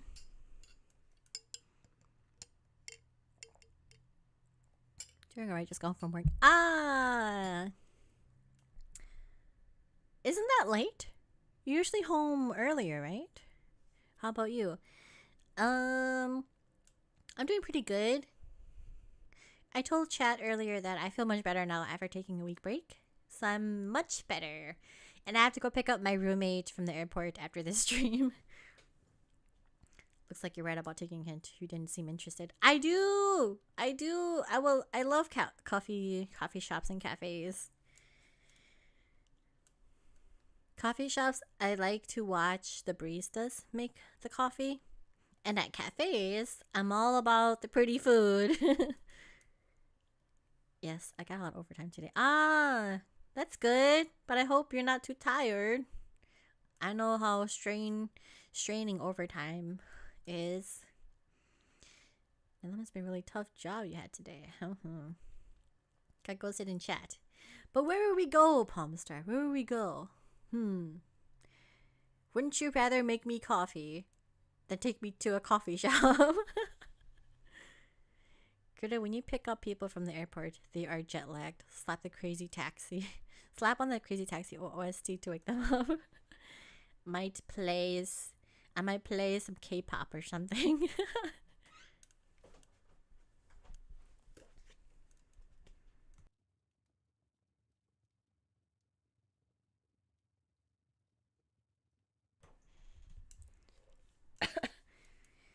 It wasn't hard, just time consuming. When I worked in a warehouse, what do you call those? They call us pickers. We picked orders. So I'm on my feet like all day. And I would sometimes do overtime for like 12, 13 hours. And by the end of the day, oh my gosh, the bottom of my feet hurt so bad. I had to like um I had to use something spiky to like uh rub against my the bottom of my foot to make all the tension go away.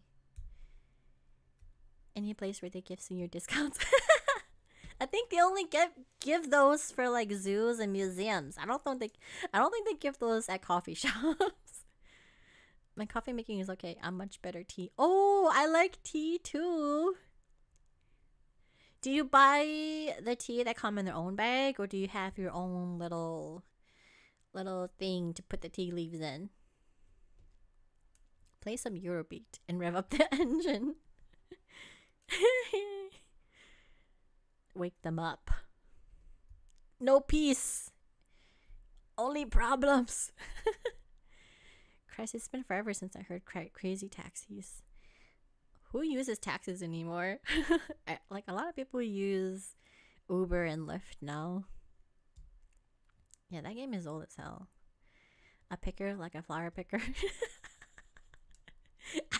I wish it was picking flowers. It was I worked for a Harley and Davidson warehouse where you have to like pick orders for orders that come in. I remember my first time playing it at a pizza place. Ooh, that's how today was a 12-hour day. Were you sitting or standing? Build up that lower body strength. Yeah, my lower body is stronger than my upper body. I'm open to having a way to make my own tea, but for the moment, I am a tea bagger. Wait. I walked right into that one, Derek. Wait, I don't think it's innocent. I walked right into that one. It's because taxis overcharge folks. Yeah, and the service isn't that great anymore. H&D? You're a motorcycle gal? No, it was just a job that my friend's dad gave me. Like, he works there. He gave me a job as a picker. It was just a summer job while I was still in high school. And when I came back home from college, just a summer job. You were a mechanic? No, I'm very bad with cars and motorcycles, okay? All right. I'm really bad with my car models and types. I don't know them very well.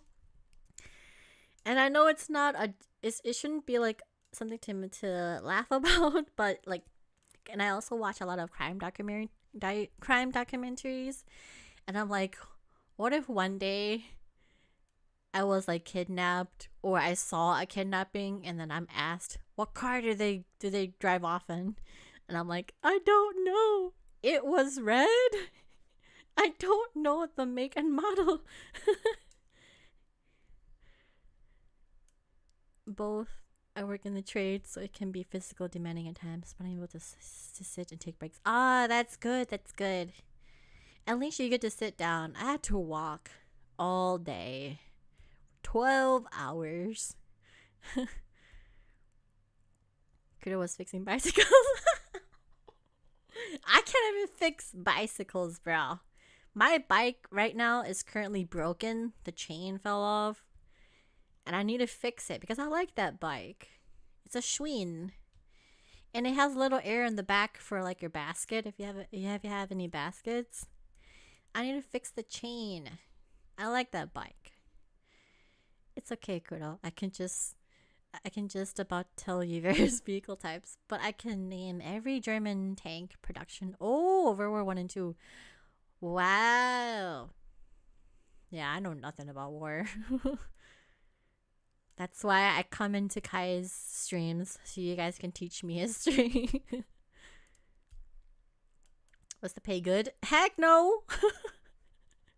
But it was just a summer job. I think it was like, oh man, it was really bad. It was like $8 or $9 an hour.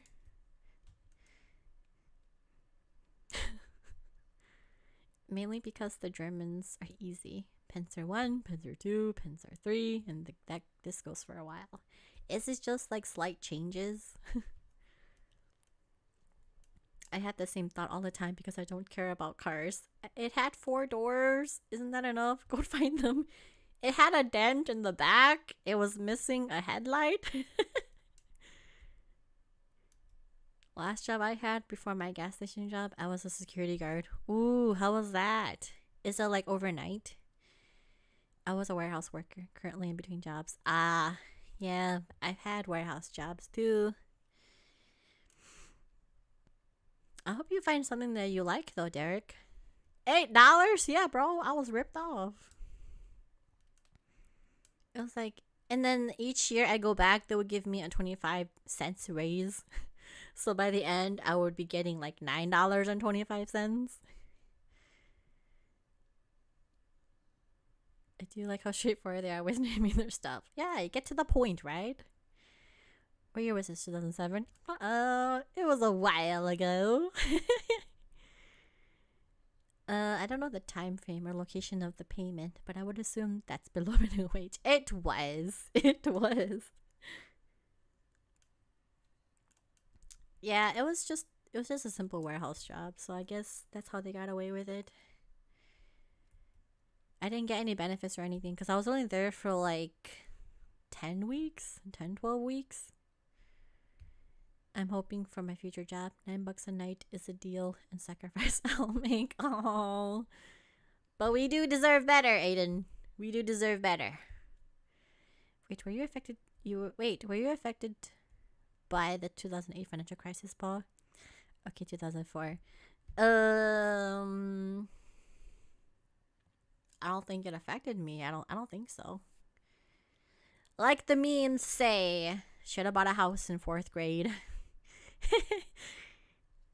25 cents raise. I know. Thanks, boss. You afforded me my arcade addiction at the local theater. Yeah, you afforded my coffee addiction. I can go to the cafes every weekend. Yepers, it was an overnight security job and it was a good job, but I left it because I didn't agree with my boss's views on things. Yeah, if their environment is bringing negativity, it's best. Yeah, it's best to move on. And ironically, I will never outgrow a good light gun at the movies. Light gun? Oh, the light. Okay, I get what you're talking about now. All right, let's finish this last chapter. It's almost, I got like 20 minutes. Oh, like time crisis. Chapter 28. Sister's visit. Oh, her sister's visiting. That summer, Mother was far from well. Lately, her occasional attacks of asthma had become more frequent and trying. Thinking that a visit from my elder sister, who had always lived near our old home, would give Mother the happiness, not only of seeing her daughter, but also of hearing the pleasant gossip of old neighbors and friends, I wrote asking her to come up to Tokyo. In a few weeks, she was with us and proved a veritable blessing to us all. She was a comfort to Mother, a wiser advisor to me, and an encyclopedia of interesting family history to the children. For there was nothing Sister liked better than telling stories of our old home as it was when was a child. Almost every day that summer, about the time the sun was sinking behind the tiled roof of our neighbor's tall house and the cool shadows were creeping across our garden, we would gather in the big room opening on the porch. One at a time, we came, each fresh from a hot bath and clothed in the coolest of linen. Mother sat on her silk cushion, straight and dignified, but Sister, more informal, usually discarded a cushion, preferring, instead, the cool, clean mats. She was a beautiful woman. I can see her now, slipping quietly into her place, the suggestion of a wave in her shining widow-cut hair, and her sweet face seeming to be only waiting for an excuse to break into one of her gentle smiles. Between sister and mother were the children. Hanano's fingers, always busy shaping bits of game silk into a set of bean bags or cutting out a paper doll for Chio, who, gazing with loving admiration at her sister, sat with her own dear, lazy little hands folded upon her lap. This was our hour to spend in talking of the small happenings of the day. School successes and trials, incidents connected with home affairs, and stray items of neighborhood gossip. But almost inevitably, the conversation would eventually drift into a channel that called forth from someone the familiar, "Oh, isn't that interesting? Tell us about it." Or, "Yes, I remember. Do tell to the children." One afternoon, Mother mentioned that the priest had called that day to make arrangements for a certain temple service called For the Nameless that was held by our family every year. "Why is it called For the Nameless?" asked Hanano. "It has such a lonesome sound." "It is a very sad story," replied Mother. "A story that began almost 300 years ago and has not yet ended." How could Kikuno's story have anything to do with the little room at the end of the hall? I asked abruptly, my mind going back to the half-forgotten memory of a door that was never opened. It didn't happen in that house. "No, but the hall was built right over the haunted spot." "Ooh," replied Sister. "It is true, Honorable Mother, that after the mansion was burned, someone planted a chrysanthemum in the garden, and soft, mysterious lights were seen floating around the flowers." Hanano had dropped her sewing into her lap. Both children were gazing at Sister with eager, wide-open eyes. "Your fate until dinner time is decided, Sister," I laughed. "The children sent a story. Now you can tell them why you wouldn't use the cushion decorated with chrysanthemums at the restaurant the other day." "I must have been foolish-minded to you, Etsubo, with your progressive ideas," said Sister, with a half-ashamed smile. "But I have never outgrown the feeling that chrysanthemums are an omen of misfortune to our family." "I know," I said sympathetically. "I used to feel so too. I didn't really get over it until I went to America.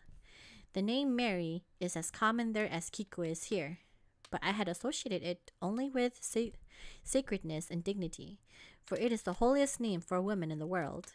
Some people even pray to it. And when one time, just after I went to America, I heard a shopwoman called roughly, 'Mary, come here,' and ran out a ragged child with a dirty face. I was astounded. And a neighbor of ours had an ignorant servant girl by that name. It was a shock at first, but I finally learned that association is a narrow thing. When we apply it broadly to original feelings, does not fit it. People learn to forget when they travel," said Sister quietly. "But as far back as I can remember, no chrysanthemum flower was ever brought into our house. No chrysanthemum decoration was ever used on our screens, our dishes, our dresses, our fans, and with all the pretty flower names in our family, that of Kiku, chrysanthemum, has never been borne by an inagaki. Even a servant with that name was never allowed to work for us, unless she was willing to be called something else while she lived in our house." "Why, oh, do tell us about it," pleaded both children. So again, I heard the story, familiar from childhood, but changing continually in its significance as I grew older, until it became fixed in my mind as a hero tale of brave old samurai who represented the double virtue of a great and tender love combined with the hard, cold strength of loyalty to duty. This ancestor of mine was lord of our family during the period when it was a government requirement that men of his class should have 2 handmaids. This was to guard against the possibility of there being no heir. that being an unspeakable calamity to people who believed that a childless family meant heavily annihilation. Handmaids were always selected by the wife, from families of her own rank and their position, although inferior to in influence, was considered as honored as that of the wife. So handmaids are concubines? The second of my ancestor handmaids was named Kikuno. Her lord was old enough to be her father, but it must be true that he loved her, for our family records show that he loaded her relatives with gifts and with honors. Of course, we Japanese never say anything not nice about our ancestors, and it be that family traditions are not always reliable, but they all praise this man, and I like to believe them true.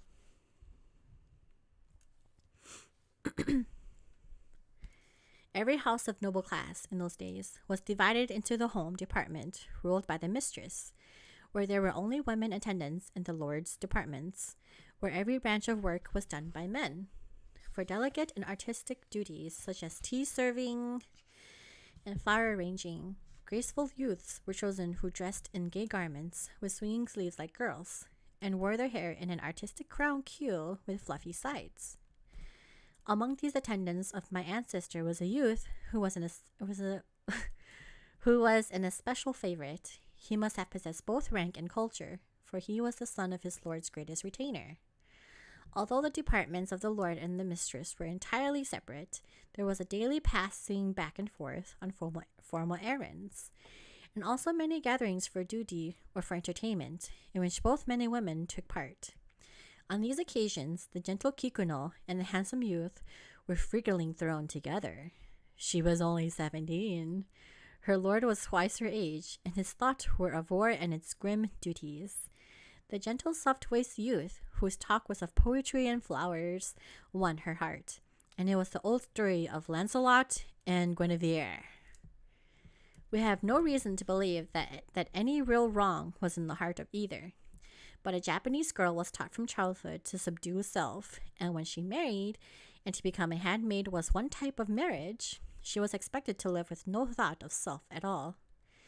Rumors reached the ears of the master, but he waved them aside as absurd. One day, however, he walked into the green room adjoining the court and found the two talking in low voices, and an unpardonable breach of etiquette, alone. This was, of course, a stain on the family name, which, according to the code of honor of that day, could be wiped out only with blood, or a disgrace 1,000 times worse than death, the exile of the culprits through the Watergate, thus making them outcasts. The old lord was merciful and allowed them honorable death by the sword. Both recognized the justice of their fate. Kikuno went away to prepare for death, and the young man, with slow and ceremonious dignity, removed his sword and slipped his right arm from his outer dress, leaving only the white silk undergarment. Then he gave the sash a quick, loosening jerk, and with his short sword in his hand, quietly seated himself on the mat. Oh no, you know what he gotta do here. I often pity the wronged lord, as I think him sitting there, erect and silent. I know his heart was full of grief, as well as bitterness and indignation. But whatever the struggle within, he had to be true to the duty plainly marked out by the inexorable usage of the day. Poor Kikuno went to her baby boy for a few last loving touches as he lay sleeping in his nurse's arms, but she said goodbye to no one else. She washed the rogue from her lip, loosened her hair, and tied it with the paper death bow, and put on her white death robe. Then she went back to the room where her lover and her lord was silently waiting. Without the slightest deviation, the unchanging ceremony of Japanese etiquette was carried out. She kneeled and bowed deeply, first to her wronged lord, and then to the beautiful girl-dressed youth beside him. Seating herself with her face to the west, she took her long sash of soft crepe and tightly bound her folded knees. For one moment, she placed together her hands, clasping a crystal rosary. Then, slipping the rosary over one wrist, she lifted the dagger to press the point to her throat. Her lord was stern and a just man, but he must have loved the woman very tenderly, for he did a wonderful thing. Leaning quickly forward, he took away the dagger and placed her hand on his short sword. And placed in her hand his own short sword. It was a mazamune, a precious family heirloom, and sacred because a gift to his grandfather from the great Ieyasu. Well, they both died. The youth, bravely like a samurai, but poor Kikuno threw out one hand as she fell, restruck the plaster wall, and left a lasting stain. The man's body was sent to his family with a polite message that his death was taken place suddenly. Everyone understood, and like the youth himself, recognized the justice of his fate. He was buried at midnight, and ever afterward both the temple and his family gave him only silent death anniversaries. But the woman was buried with great honor, suitable to the mother of the young lord, and a large sum was given to charity in her name. Then the Lord forbade any of his descendants ever to cultivate the chrysanthemum flower, or to allow the name Kiku in the household. The baby, whose frail mother had robbed him of his birthright, was sent away, for no stain must descend to the next generation, and a later born little one carried on the family name. The blood-stained room was closed, and until the burning of the mansion about 200 years later was never opened. When my father rebuilt his ruined home, many of the relatives urged him to leave an open space above the site of that room, but he refused, saying that the kindly spirit of living friends had taught him to believe in the kindly spirit of the dead. My father was a very progressive man for that day, but the servants never forget. They said that the new room had on its plaster wall the same faint dark stain of a wide open hand that was on the wall of the old, and so many ghostly stories were told that finally, for purely practical reasons, my mother was obliged to close this room also. The little son of Kikuno became a priest, who later in life built a small temple on the Cedar Mountain. It was so placed that its shadow falls over a lonely nameless grave guarded by a statue of the goddess of mercy.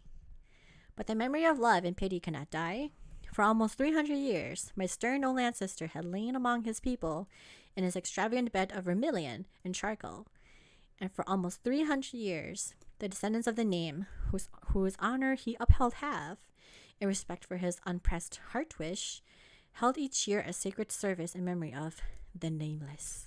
Oh ho ho! What an honorable ghost story that's passed down from family to family. What did I miss?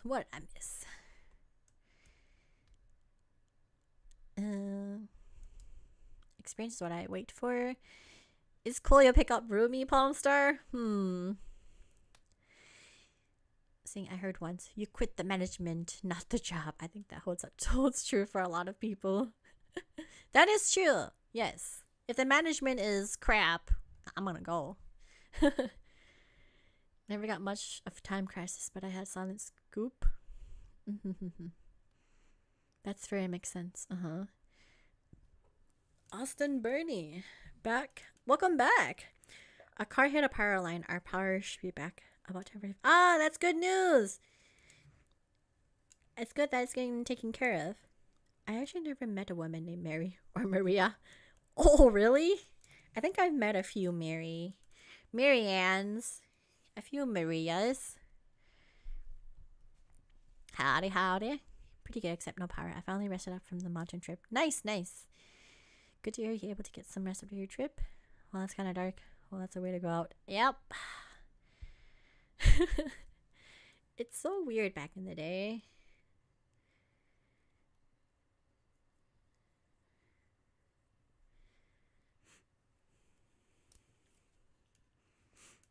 But yep, we're done reading for the day. We ended off on a ghost story, a grimly ghost story, but still very honorable. Like, what a way to, I wouldn't say curse, or what do you call it? A shadow on the family name. Like one little incident that happened that caused your family to not have a chrysanthemum motif anywhere in the house. Wait, it's over? What happened back in the day? Like, men have had a lot of wives so they can have many children to have an heir.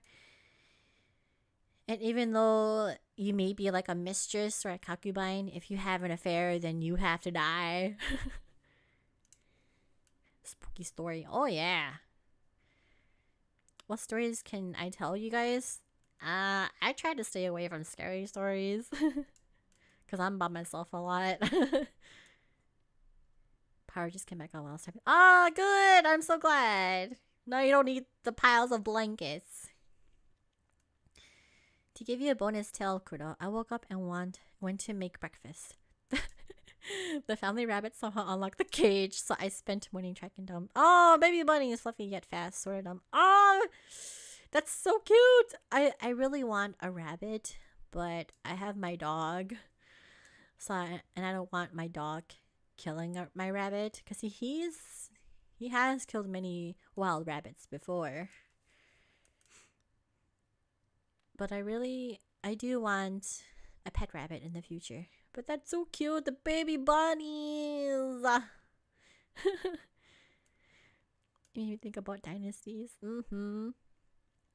Managed to get them out, and I petted the golden brown one. Oh, that's so cute. Do they have droopy ears or pointy ears? Your dog still has his hunter instincts. Yeah, like for real. I went to clean my yard, and there was like a bone of a rabbit out there. And I'm like, oh my god. I had to slowly back away and get my roommate to clean that up. Like, I'm not touching that. Like, I love rabbits. Like, he killed it and he just left it there.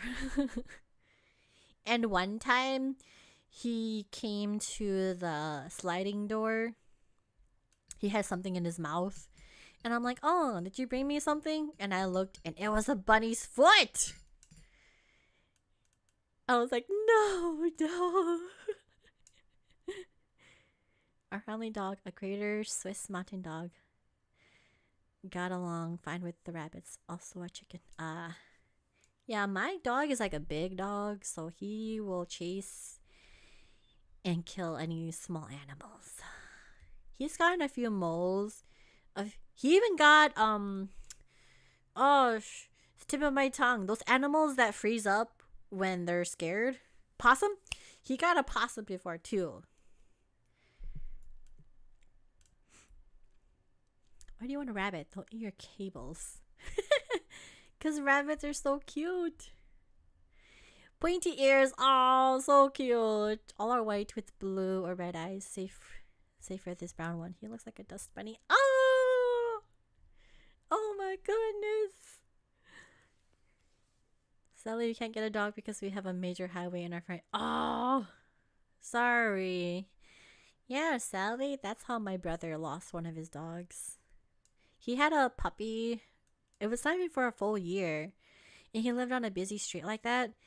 And they went to go get the mail one morning, and his puppy ran out. And yeah, I got hit by a car. I think it was a Australian Shepherd. It was so sad. My brother was so sad. But he got a new dog now. But he still has the old dog's ashes in an urn. And he recently just took family photos with his new puppy. And he placed the urn next to the puppy. And I'm like, oh my goodness. That means good luck. What means good luck? Oh, bunnies? The bunny foot? No! It was violent. It was like bloody. And I had to go outside to clean up the mess. He was just trying to share. No, I don't want the bunny foot. I remember when I used to do delivery, I saw a dead rat at the front door left by the owner's cat. I went to the pharmacy the other day and there was a dead mouse on the front. And I'm like, oh, possums are adorable. I beg to differ. One of my friends was a raccoon and a possum as pets. Oh, really?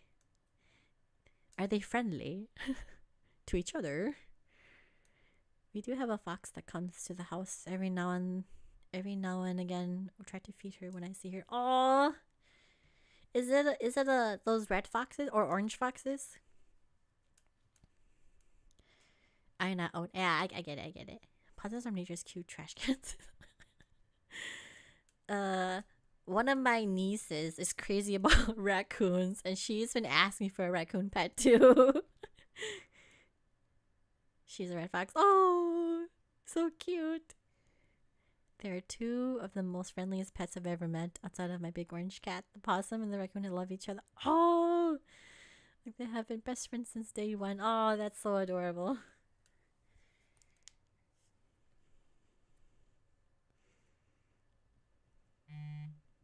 Ooh.